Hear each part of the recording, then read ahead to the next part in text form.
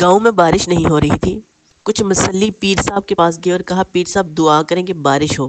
پیر صاحب نے فرمایا بارش آج رات ہو سکتی ہے مگر ایک کالا بکرا لازم ہے۔ مریدوں نے کالا بکرا لا کر پیر صاحب کی خدمت میں پیش کیا۔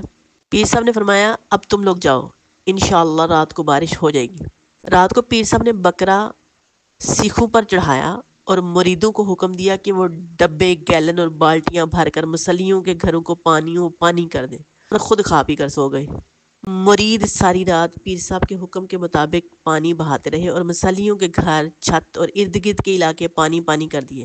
صبح ہوئی تو مسلی اٹھے اور بہت حیران ہو گئے کہ پیر صاحب کی دعا سے رات کو بارش ہوئی تھی اور صرف ان کے گھروں پر ہی ہوئی تھی۔ وہ پیر صاحب سے بہت متاثر ہوئے اور اپنے علاقے میں ان کی بڑی تعریف کی۔ دوسرے دن ان کی برادری سے گرو پیر صاحب کے پاس آیا اور کہا پیر صاحب دعا کریں ہمارے گھروں پر بھی بارش ہو۔ پیر صاحب نے کہا ٹھیک ہے لیکن ایک بکرا تمہیں بھی لگے گا۔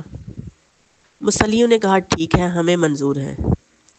یہ سن کر ایک مرید پیر صاحب کے قریب آیا اور سرگوشی کی کہ پیر جی تساں تے بکرا کھا کے سو جانا ہے پر بدل رات دے وس تھکے ہوئے نے۔